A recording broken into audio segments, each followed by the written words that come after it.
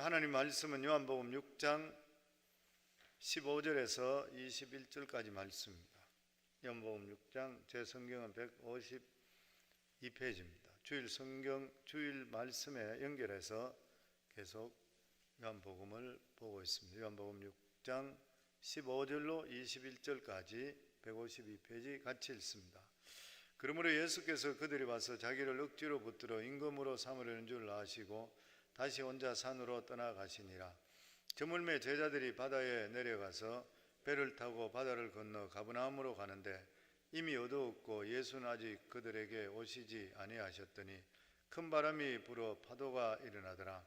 제자들이 노를 저어 10여리쯤 가다가 예수께서 바다 위로 걸어 배에 가까이 오심을 보고 두려워하거늘 이르시되 내니 두려워하지 말라 하신대 이에 기뻐서 배로 영접하니 배는 곧 그들이 가려던 땅에 이르렀더라.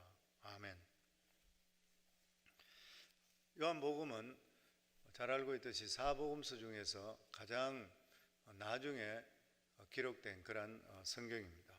그러다 보니까 이 요한복음서에는 다른 복음서에 없는 두 가지 특징이 있습니다.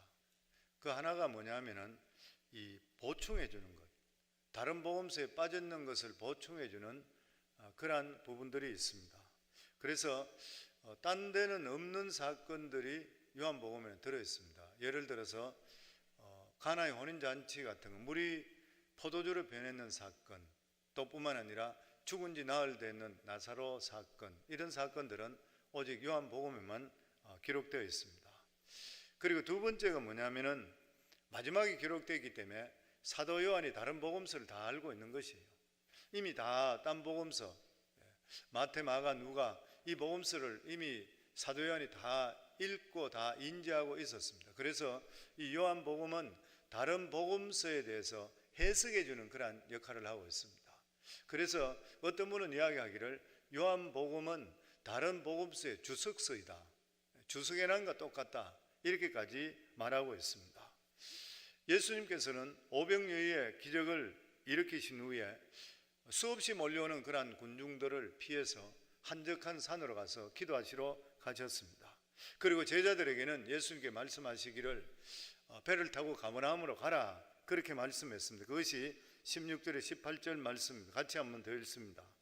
저물매 제자들이 바다에 내려가서 배를 타고 바다를 건너 가버나움으로 가는데 이미 어두웠고 예수는 아직 그들에게 오시지 아니하셨더니 큰 바람이 불어 파도가 일어나더라. 제자들은 지금 배를 타고 갈 때에 언제냐면은 이미 어두울 때 배가 출발됐습니다. 여기 보면 이미 어두웠고 배를 타고 그 바다를 건너 가버나움에 가는데 이미 어두웠고 그리고 예수는 오시지 않더라. 그런데 갈릴리 바다 한복판에 들어갔는데 칠흑같이 어두운 그 밤에 갑자기 풍랑과 폭풍이 치기를 시작했습니다. 배가 뒤집히려고 그런 것이에요. 그래서 마태복음에는 같은 사건을 기록했는 것이 배가 이미 육지에 술이나 떠라서 바람이 거슬림으로 물결로 인해서 고난을 당하더라, 이렇게 묘사하고 있습니다. 그리고 마가복음 6장 48절에는 바람이 거스름으로 제자들이 괴로이 노젓는 것을 보시고, 제자들이 아무리 노를 전데도 불구하고 배가 제자리 걸으며 배가 앞으로 나가질 못하는 것이에요. 환란에 벗어나지 못하고 있습니다. 우리 인생에 살아갈 때도 이런 경우들이 실제로 많이 경험할 때가 있습니다. 신앙생활 열심히 했는데 어떤 어려움이 닥쳤는데 하나님께 기도했는데도 불구하고 응답이 없는 것이에요. 하나님께서 계시지 않는 것 같이 느껴질 때가 있는 것입니다. 고생만 하고 전혀 발전이 없는 것이에요. 그런데 이렇게 고생하고 있는 것을 주님께서 보고 계셨다고 그랬습니다. 보고 계셨다는 것이에요. 예수님께서는 제자들이 그 갈릴리 바다에서 괴롭게 놓아졌는 것을 보고 계셨습니다. 그러니까 주님께서는 시간을 기다리고 계신 것이죠. 우리 삶 속에 예수를 알고 믿음 안에 사는데도 불구하고 어려움이나 고난이 오고 있으면 주님께 분명히 보고 계시는 거예요. 주님의 시간을 보고 계시다가 주님께서 가장 적정한 시간에 우리 삶 속에 응답하시고 우리 속에 역사하시게 되어 있는 것이에요. 그런데 문제가 뭐냐면 우리가 그걸 잘 못 기다리는 것이에요. 신앙생활을 오래 하시고 하나님을 알면 알수록 어려움이 있다 하더라도 죽으면 죽으리라 그냥 기다릴 수 있습니다. 근데 신앙적으로 아직까지 그렇게 성숙되지 못하게 되면 어려움 오면 믿음에서 떠나버리고 세상으로 가버리는 경우가 생길 수가 있게 되는 일인 것이죠. 그래서 마가복음에 보면 저물매 배는 바다 가운데 있고 예수는 홀로 무태 계시다가, 저물매 바다 가운데 있고 제자들은 예수는 홀로 무태서 산에서 기도하고 계시다가 바람이 거슬림으로 제자들이 힘겹게 노젓는 것을 보시고, 산에서 다 보셨다는 것이에요. 그 깜깜한 밤에 밤 사경에 물 위로 걸어서 그들에게 오사 지나가려고 하시매 예수님은 시공을 초월해서 보고 계십니다. 오늘도 이 자리에 보고 계시는 것이요, 오늘 새벽에 누가 나왔나 보고 계시요, 새벽에 누가 깨우나 보고 계시는 것이요. 안 믿어지는 것 같아요. 우리가 어려움 당하고 고난 당한 거 주님께서 보고 계시는 것이요, 그리고 새벽에 나와서 내 마음을 내놓는 걸 주님께서 알고 계시고 보고 계셔요. 그래서 성도님, 우리가 하나님께 드려주는 기도는 하나도 땅에 떨어지는 거 없습니다. 다 알고 계시고 때를 따라서 하나님께서 반드시 응답해 주실 줄을 믿습니다. 아멘. 항상 하나님께 보고 계신다 생각하셔야 돼요. 스데반 집사도 순교할 때 돌에 맞아 죽을 때 그때에 예수님께서 하나님 우편에 서서 보고 계셨다 그래요. 보고 계셨던 것이요, 서서 보고 계셨던 것이죠. 친히 억울함 당하는 것을 보고 계셨던 것이요, 그리고 하나님 때에 찾아오는 것입니다. 예수님은 항상 결정적인 순간에 제자들에게 오시는 것이요. 그럼에도 불구하고 제자들은 예수님이 오시는데도 유령인가 해서 두려워했다. 유령인가 두려워했다. 이 모습을 보면서 우리들과 너무나 흡사한 부분들이 많은 것 같아요. 위기의 어떤 순간에 정말 예수님께서 나타나셔서 말씀해 주시고 해결하는데도 불구하고 실제적으로 그런 일이 일어난다 생각하지 않을 때가 참으로 많이 있습니다. 그래서 우리 새가족반 성경 공부 때 보면은 기도에 대한 거 나올 때 앞에 저희 그런 예배를 드러난 게 있죠. 보면 대주교의 죽음이라는 거 아마 들어보신 분 다, 새가족 있는 분 다 아시겠지만, 대주교가 그날도 마찬가지로 교회 나가서 주여 주여 이렇게 그냥 습관적으로 기도했다 그러죠. 근데 그날은 예수님께서 들으시고 그래 무슨 일이냐 이러니까 전혀 생각 못하다 듣고 깜짝 놀라 심장마비로 죽었다 그러죠. 우리도 신앙생활 할 때도 보면 주님께서 때를 따라서 응답을 해 주시는데 그냥 습관적으로 기도하지 이게 나한테 응답된다고 생각하지 못할 때가 참으로 많이 있는 것이에요, 보면. 그래서 오늘 예수님께서 무리를 그리신 사건을 통해서 몇 가지 교훈을 해 주십니다. 그게 뭐냐면은 예수 믿는다 하더라도 우리 인생에 폭풍과 풍랑이 올 수 있다. 믿음 생활 잘 하더라도 역경이 절대 없는 것은 아니다. 기도를 많이 하더라도 위기는 우리 속에 올 수가 있는 것이다.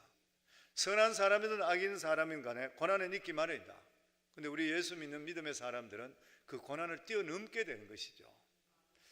그리고 두 번째가 우리가 고난을 당할 때 주님은 절대 외면하지 않으신다. 자녀가 건강하면 그냥 둡니다, 보면. 근데 자녀가 만약 병이 들었다가 하면 부모가 옆에 딱 붙어버려요.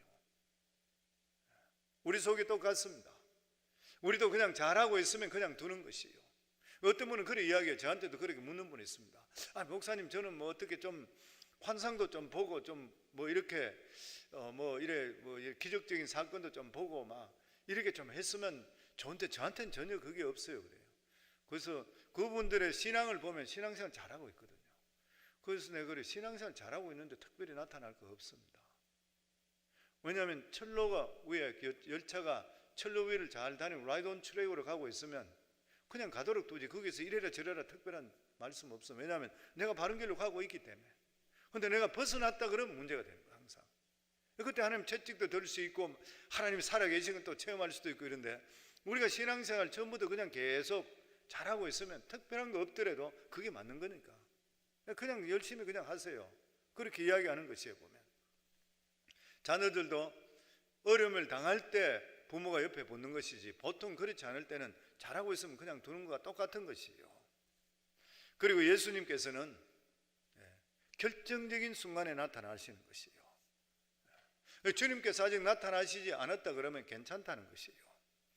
주님께서는 주님의 시간을 보시고 반드시 역사하게 되어 있습니다. 근데 여기 보면 예수님께서 제자들에게 나타난 것이 몇 시냐면 사경이라고요. 사경 같으면 지금으로 이야기하면 새벽 3시경이에요. 밤이 아주 깊을 때인 것이에요. 우리 인생의 여정에 정말 풍랑이 와서 아주 깊을 때, 아주 어려움을 정말 당할 때, 나로서는 도저히 어떻게 벗어날 수 없다 생각하는 그런 마지막 순간에 그때 예수님께서 나타나시는 것이에요. 왜 주님께서는 빨리 나타나시지 않는 것인가? 빨리 나타나 해결해 주시면 좋은데 왜 그렇게 하지 않는 것인가? 이걸 로이드 존스 목사님은 그렇게 이야기했습니다. 이것을 보고 거룩한 유기란 말이 버려둔다 말이잖아요. 거룩한 버려둡니다. 하나님께서는 우리 삶 속에서 그런 어려움을 겪도록 그냥 버려두는 것이에요. 빨리 잡아내고 빨리 해줘야 되는데 하나님 그래 안 하신다는 거예요. 이렇게 버려둠을 느끼면서 이 세상에 의지할 분은 하나님밖에 없다고 생각해서 더욱더 하나님께 의지할 수 있도록 올 수 있도록, 그러니까 실제적으로 거룩한 유기라는 그 기간 동안이 우리가 신앙적으로 성숙되는 시간입니다. 이러한 기간이 없으면 신앙이 절대 성숙 안 돼요. 우리가 뭐 조그만 뭐만 있으면 금방 응답이 와버리면 기도 열심히 하겠습니까? 안 해요. 부모도 자식한테 뭐든지 막 주고 하면 자식이 바로 클 수 있는가요? 못 크잖아요. 어려움을 주고 나서 그 어려움 속에 자기 자신이 깨달을 수 있게 되는 것이에요. 이것을 거룩한 유기라, 하나님께서 그냥 하나님의 은혜 속에 버려두는 것이에요. 그렇지만 하나님께 절대로 우리를 버리시는가요? 하나님 절대로 우리를 버리지 않습니다. 하나님께서 우리를 버릴 수가 없는 것이죠. 하나님의 자녀되는데 어떻게 하나님께 우리를 버릴 수 있습니까?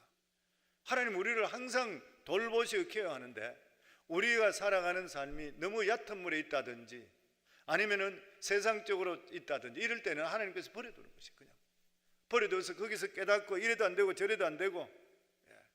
그래서 우리가 신앙적으로 제일 많이 자랄 때가 하나님과의 관계 속에서 아무 하나님께서 저에게 말씀하지 않는 그 기간, 답답하고 힘들 때, 갑갑할 때, 이럴 때 우리 믿음이 우리도 모르는 사이에 자라기를 시작하는 거예요. 그래서 그때 조심해야 될 것이 끝까지 하나님을 매달려야 돼요. 붙들어야 되는 것이고, 그리고 정상적으로 믿음 생활 열심히 할 수가 있어야 되는 것이요. 그렇게 될 때 우리 믿음이 더욱더 자라게 되어 있습니다. 혹시 오늘 새벽에도 버림받았다고 생각되는 분이 있습니까? 왜 하나님께서 나에게는 아직까지 이렇게 말씀하시고 안 계시는 것인가? 하나님께서 우리에게 거룩한 유기하는 시간이라 생각하시면 돼요. 그래서 더욱더 하나님께 가까이 다가갈 수 있기를 바랍니다. 아멘. 하나님께서는 하나님의 시계를 보고 계시요. 예수님께서도 제자들이 물에서 고통당하고 있을 때 예수님은 산 위에서 보고 계셨습니다.